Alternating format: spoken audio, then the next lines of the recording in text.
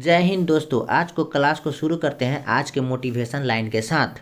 ना कभी भागो और ना ही कभी रुको, बस हमेशा चलते रहो। चलिए दोस्तों, आज के क्लास को शुरू करते हैं आज के विज्ञान के पहले प्रश्न के साथ।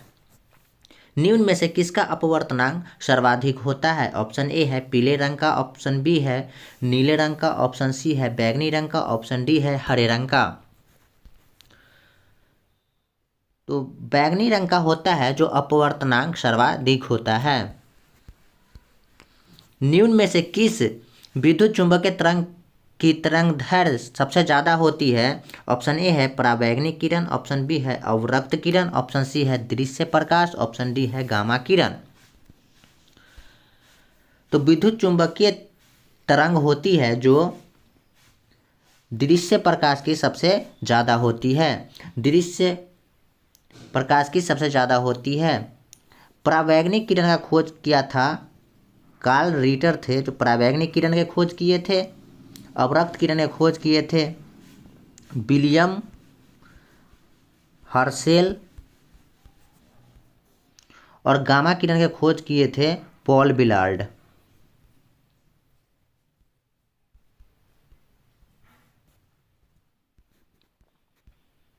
प्रकाश की चाल सबसे पहले ज्ञात किसने करी थी? ऑप्शन ए है एंडरसन, ऑप्शन बी है रोमर, ऑप्शन सी है फैराडे, ऑप्शन डी है वेबर। तो प्रकाश की चाल सर्वप्रथम रोमर ने ज्ञात करी थी। एडिसन है जो बल्ब के आविष्कार किए थे। फैराडे है जो विद्युत चुंबकीय प्रेरण का सिद्धांत दिए थे।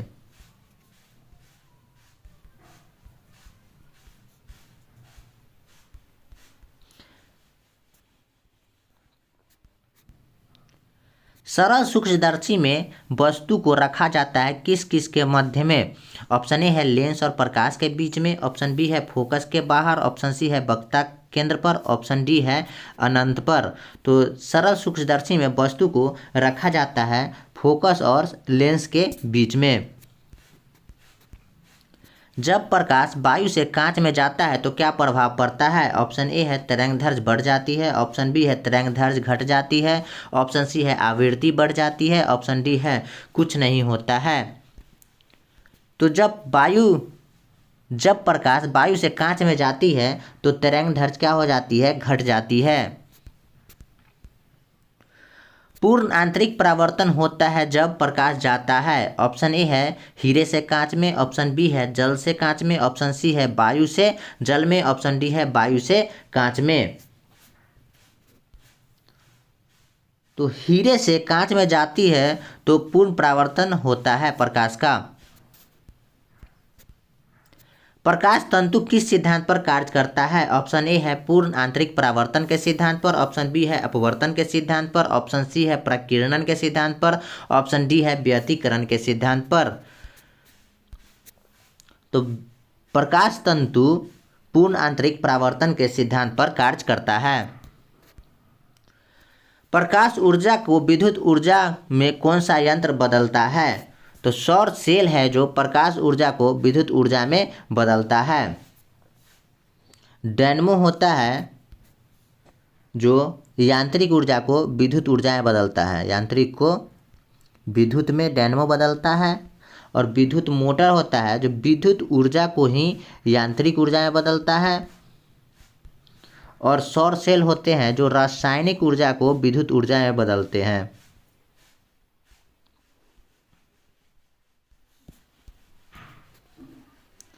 यांत्रिक ऊर्जा को विद्युत ऊर्जा में निम्न में से कौन सा यंत्र बदलता है? ऑप्शन ए है डायनेमो, ऑप्शन बी है विद्युत मोटर, ऑप्शन सी है सौर सेल, ऑप्शन डी है विद्युत सेल। तो यांत्रिक ऊर्जा को विद्युत ऊर्जा में डायनेमो बदलता है। अब विद्युत मोटर होते हैं जो विद्युत ऊर्जा को यांत्रिक ऊर्जा में बदलते हैं। और सौर सेल होते हैं जो प्रकाश ऊर्जा को विद्युत ऊर्जा में बदलते हैं। अब विद्युत सेल होते हैं जो रासायनिक को प्रकाश में बदलते हैं।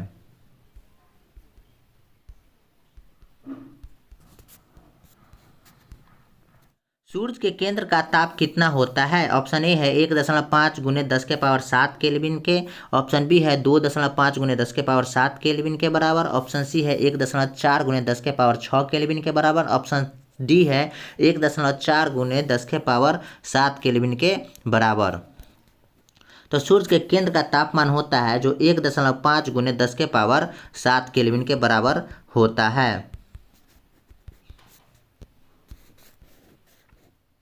सूर्य के केंद्र का दाब कितना होता है? ऑप्शन ए है 3 गुने 10 के पावर 16 न्यूटन पर वर्ग मीटर। ऑप्शन बी है 3 गुने 10 के पावर 6 न्यूटन पर वर्ग मीटर। ऑप्शन सी है 2 गुने 10 के पावर 16 न्यूटन पर वर्ग मीटर। ऑप्शन डी है 2 गुने 10 के पावर 7 न्यूटन पर वर्ग मीटर।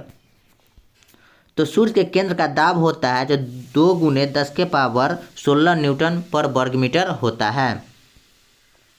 परमाणु रिएक्टर किस पर आधारित होते हैं? ऑप्शन ए है नाभिकीय संलयन पर। ऑप्शन बी है नाभिकीय विखंडन पर। ऑप्शन सी है अनियंत्रित नाभिकीय विखंडन पर। तो परमाणु रिएक्टर होते हैं जो नाभिकीय विखंडन पर आधारित होते हैं। नाभिकीय संलयन पर होते हैं जो सूर्य में ऊर्जा निहित होती है, नाभिकीय संलयन पर होती है। हाइड्रोजन बम होता है, हाइड्रोजन बम होता है जो नाभिकीय संलयन पर आधारित होता है।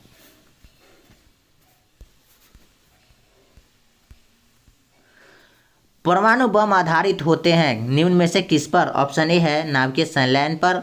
ऑप्शन बी है नियंत्रित नाभिकीय विखंडन पर।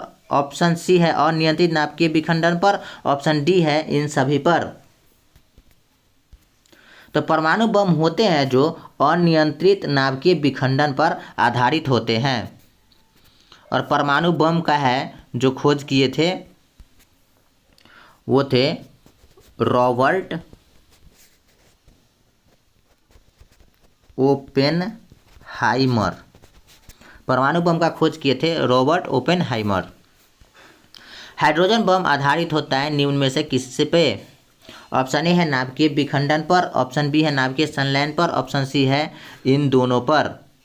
तो हाइड्रोजन बम होते हैं जो नाभिकीय संलयन पर आधारित होते हैं। हाइड्रोजन बम का खोज किया था एडवर्ड टेलर।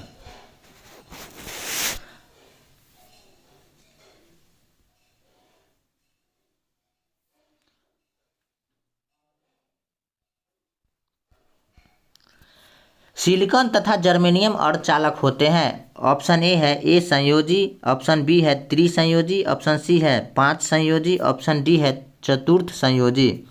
तो सिलिकॉन और जर्मेनियम अर्धचालक है जो चतुर्थ संयोजी का उदाहरण होते हैं। और सिलिकॉन वैली है जो बेंगलुरु को बोला जाता है। पॉजिट्रॉन की खोज किसने करी थी? ऑप्शन ए है जे थॉमसन। ऑप्शन बी है जेम्स चैडविक। ऑप्शन सी है एंडरसन। ऑप्शन डी है रदरफोर्ड।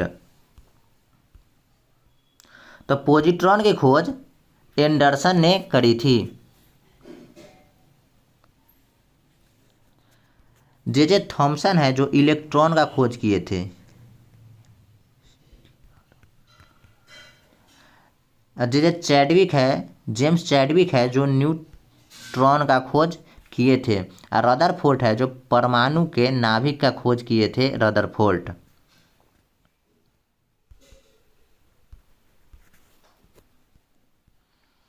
एक कूलम आवेश बराबर कितने होते हैं? ऑप्शन ए है 6.25 गुने 10 के पावर 16 इलेक्ट्रॉन के। ऑप्शन बी है 6.25 गुने 10 के पावर 23 इलेक्ट्रॉन के। ऑप्शन सी है 6.25 गुने 10 के पावर -18 इलेक्ट्रॉन के। ऑप्शन डी है 6.25 गुने 10 के पावर -23 इलेक्ट्रॉन के। तो एक कूलम बराबर होते हैं 6.25 गुने 10 के पावर 16 इलेक्ट्रॉन के बराबर। एक तार की प्रतिरोधकता निर्भर किस पर करती है? ऑप्शन ए है लंबाई पर। ऑप्शन बी है पदार्थ पर। ऑप्शन सी है क्रॉस सेंसर एरिया पर। ऑप्शन डी है कोई नहीं। तो पदार्थ पर है जो तार की प्रतिरोधकता निर्भर करती है। 1 वाट घंटा कितने के बराबर होते हैं? ऑप्शन ए है 3.6 गुने 10 के पावर 3 कैलोरी के। ऑप्शन बी है 3.6 गुने 10 के पावर जूल के, ऑप्शन सी है 4.2 जूल के, और ऑप्शन डी है 1 हॉर्स पावर के। तो 1 वाट घंटा होते हैं जो 3.6 गुने 10⁻³ जूल के बराबर होते हैं। मैक संख्या का उपयोग किसकी चाल निर्धारित करने के लिए किया जाता है? ऑप्शन ए है प्रकाश की चाल निर्धारित करने के लिए, ऑप्शन बी है ध्वनि की चाल निर्धारित करने के लिए, ऑप्शन सी है विमान की चाल निर्धारित करने के लिए, ऑप्शन डी है कोई नहीं। तो विमान की चाल निर्धारित करने के लिए मैक संख्या का प्रयोग किया जाता है।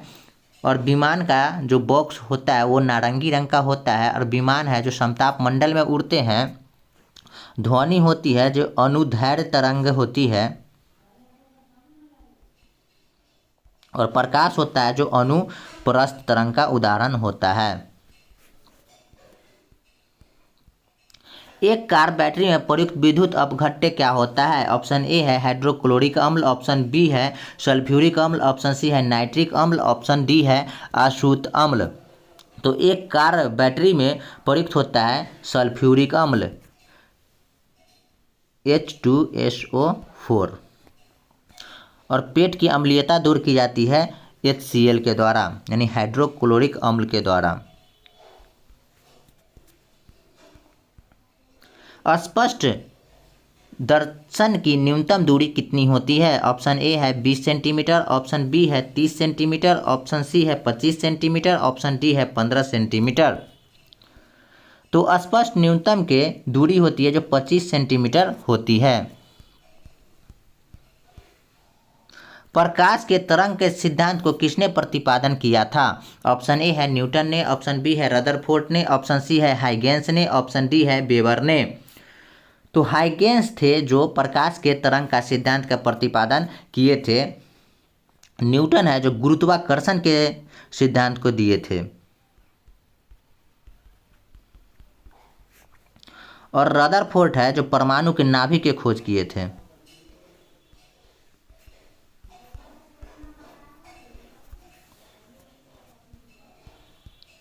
इंद्रधनुष में किस रंग का विक्षेपण सबसे अधिक होता है? ऑप्शन ए है बैगनी रंग का, ऑप्शन बी है पीला रंग का, ऑप्शन सी है लाल रंग का, ऑप्शन डी है नीला रंग का। तो लाल रंग का विक्षेपण होता है जो सबसे अधिक होता है, और बैगनी का होता है जो सबसे कम होता है। पानी के ऊपर तेल परत का चमकना उदाहरण है। ऑप्शन ए है प्रकीर्णन का, ऑप्शन बी है अपवर्तन का, ऑप्शन सी है परावर्तन या व्यतिकरण का, ऑप्शन डी है व्यतिकरण का। तो पानी के ऊपर तेल का परत का चमकना व्यतिकरण का उदाहरण है। धूप के चश्मे के पावर कितनी डायोप्टर होती है? ऑप्शन ए है 0 डायोप्टर, ऑप्शन बी है 1 डायोप्टर, ऑप्शन सी है 2 डायोप्टर, ऑप्शन डी है 3 डायोप्टर। तो धूप के चश्मे की पावर 0 डायोप्टर होता है।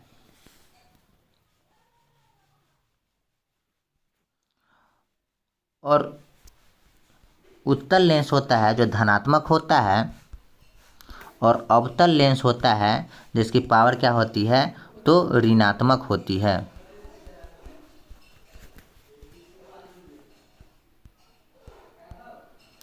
वायुमंडल में प्रकाश के विसरण का उदाहरण क्या होता है? ऑप्शन ए है धूलकण, ऑप्शन बी है जलवाष्प, ऑप्शन सी है हीलियम, ऑप्शन डी है कार्बन डाइऑक्साइड।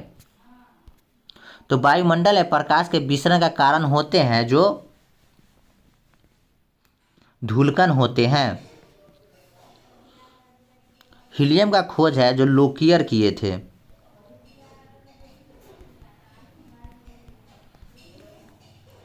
अब वायुमंडल में कार्बन डाइऑक्साइड की प्रतिशतता है जो 0.03% पाया जाता है। पास्कल किसका इकाई होता है? ऑप्शन ए है दाब का, ऑप्शन बी है ऊर्जा का, ऑप्शन सी है कार्य का, ऑप्शन डी है बल का। तो पास्कल होता है जो दाब का इकाई होता है। ऊर्जा होती है जो अदिश राशि होती है, और बल का ऐसा मात्रक न्यूटन होता है, और कार्य होता है जो अदिश राशि होता है। प्रकाश की गति किसके बीच में जाते हुए न्यूनतम होती है? ऑप्शन ए है कांच के बीच में, ऑप्शन बी है निर्वात में, ऑप्शन सी है जल में, ऑप्शन डी है वायु में। तो प्रकाश की गति न्यूनतम होती है, कांच में जाते ही प्रकाश की गति होती है जो न्यूनतम होती है। सूर्य की ऊष्मा पृथ्वी पर कैसे पहुंचती है? ऑप्शन ए है चालन विधि के द्वारा, ऑप्शन बी है विकिरण के द्वारा, ऑप्शन सी है संवहन के द्वारा, ऑप्शन डी है परावर्तन के द्वारा। तो सूर्य की ऊष्मा पृथ्वी पर विकिरण के द्वारा पहुंचती है। रेफ्रिजरेटर में थर्मोस्टेट का कार्य क्या होता है? ऑप्शन ए है तापमान कम करना, ऑप्शन बी है हिमायन ताप को बढ़ाना, ऑप्शन सी है एक समान ताप को बनाए रखना, ऑप्शन डी है गलनांक को घटाना। तो रेफ्रिजरेटर में थर्मोस्टेट का काम होता है एक समान ताप को बनाए रखना।